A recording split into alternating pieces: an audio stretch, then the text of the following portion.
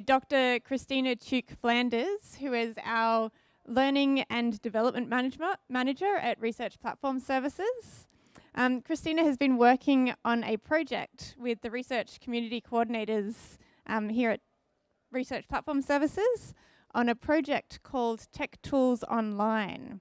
So Christina, can you explain what Tech Tools Online are? Yes, I can. So Tech Tools Online are 3 to 5 minute bite-sized videos on digital research skills that you might like to know about. They're intended to complement the face-to-face that you'd get in a workshop, and then when you go home and you're like, oh, what was that concept again? And then you can just play and then deepen your understanding. Okay, so what motivated you to produce Tech Tools Online? Well, when I researched this, I found a lot of very dull content on YouTube. It was mainly screencasts of a nebulous voice going, press this button, then that button, and then this button. And I thought, nah, we don't want that. I wanted something more interesting and engaging. And I wanted to bring our research community coordinators like yourself and a few other people in the audience front and center, because they're the interesting, they're the interesting people. The human behind it is a bit more interesting, because the tool itself is actually quite dry. But when you bring in an actual human who uses it in their research to develop some really high quality research content, that's a bit more interesting. Would you like to see behind the scenes? Yes, Yeah. that would be great. Okay.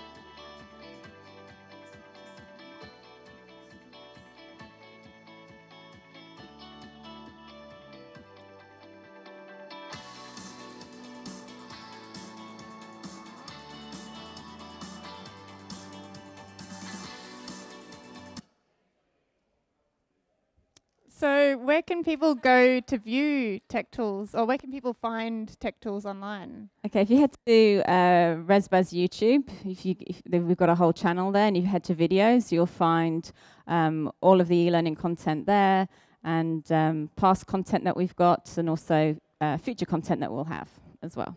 And when will we officially launch Tech Tools Online? Okay, so we'll officially launch on the 11th of April at our first Res soiree of the year. And then you'll get a chance to meet all the stars behind the Tech Tools Online as well, because I'll be interviewing them all. I don't know whether they know that yet. Did you know that, Tyne? Yeah, you will be interviewed. Yeah. So I understand that there are a lot of people involved in the production of Tech Tools Online. Is there anyone you'd like to thank? There's a lot of people, because it was a real team effort. Some people are here today, so if they kind of raise their hand, that would be great. So, and also I'll give you a little taster into the titles behind some of these tools that you may find helpful. So Alicia, MATLAB, she created the secrets of MATLAB, so secret of graphics in MATLAB. Errol created time travel with Git. John, he's the Python workshop leader. He created for loop a vegetable soup. Miriam, you created tips and tricks to typeset technical formulas using LaTeX. Say that fast. Tongue twister. Thank you. Tyne over here, she produced featuring a mecha displaying research data divinely. Eric, over here, hand up Eric. He's the star behind 3D printing, a day in the life of a Melbourne University researcher. Daniel is here. Thank you, Daniel. He created one on make computers do the reading for you using NLTK. And then Pablo over here did silly mistakes that we make in our studio. Yeah, they're all very, very helpful ones. I also need to thank Tyne for just being my trailblazer and helping me throughout the whole thing. Sonia and Emma-Eve did a lot of the heavy lifting behind, and actually Emma-Eve created that first little video you saw.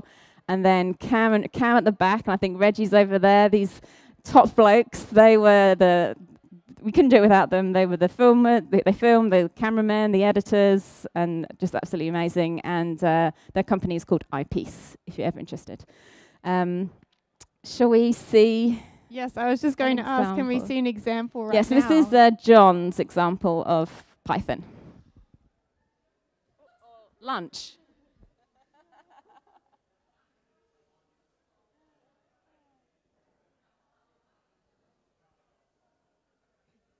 So the title of John's video was For Loop Vegetable Soup.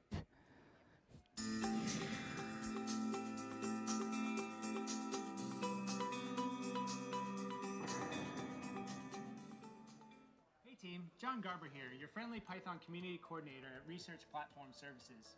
I hope you're enjoying learning how to code, and bet you're starting to realize that it's really nothing much more complicated than a list of instructions, much like a recipe, where your data are your ingredients, and Python is a kitchen full of cooking tools that you can use to, 1, prepare and pre-process your data, just like you prepare your ingredients, 2, combine and analyze your data, just like you turning your ingredients into a delicious soup, and 3, plating it up, or visualizing it, for all your dinner guests and colleagues to enjoy.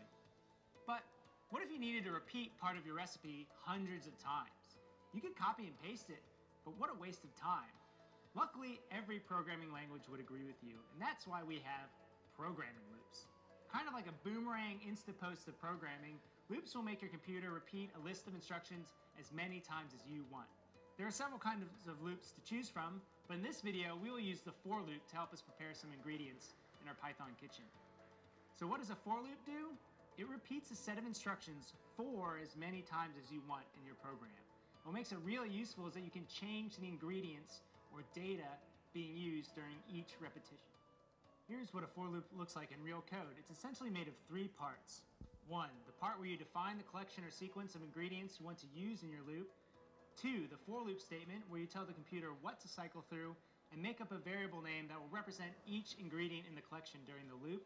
And 3, the code block, or set of instructions that will be repeated for each ingredient one at a time. Now, I could show you some programming examples, but that wouldn't make riveting YouTube content, would it? So instead, we'll hack an everyday kitchen task with a for loop. Hello, Chef Annie. What do you have cooking up for us today? Well, I'm making a vegetable soup, but first I need to prepare the onions, carrots, and celery. Sounds like a boring, repetitive, yet important task with a delicious product. Let's turn it into a loop. As you can see here, we have turned our for loop vegetable soup recipe into code by 1, creating a list of veggies we have to prep, 2, writing a for loop statement for that list where we make a variable name representing the veggie we are slicing up in each repetition of the loop, and 3, a code block of food prep instructions that Chef Annie will perform for each veggie, including an if statement to dictate whether or not to peel the vegetable. Let's watch this loop happen in real time. Annie has started the food prep task and has picked up the onion, our first item in our collection of veggies. She is now running through the tasks in the code block. And as you can see on the left, the relevant instructions in our code are highlighted in yellow.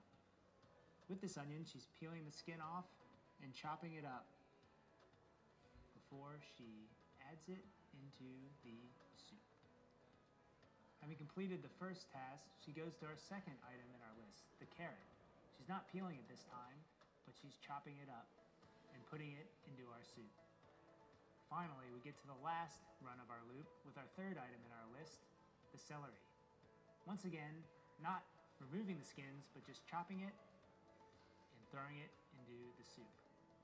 Becoming the top loop chef. That's some delicious for loop vegetable soup. I hope you realize now that for loops are great not only for repeating tasks, but for repeating the same task on multiple items in your scripts. Just like we repeated our food prep tasks on each vegetable going into our soup. Now, you may be wondering why I use the most boring part of cooking to show how a for loop works.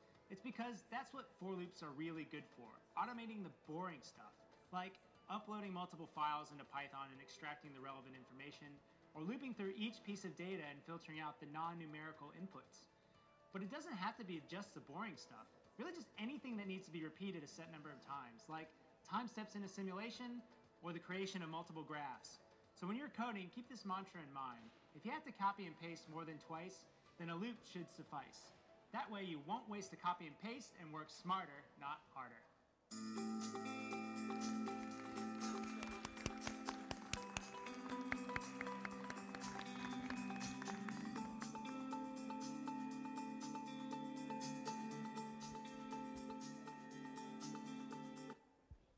Thank you, everybody. And it's kind of appropriate that now is lunch. So hopefully that made you hungry for lunch. Head down to the same place as yesterday.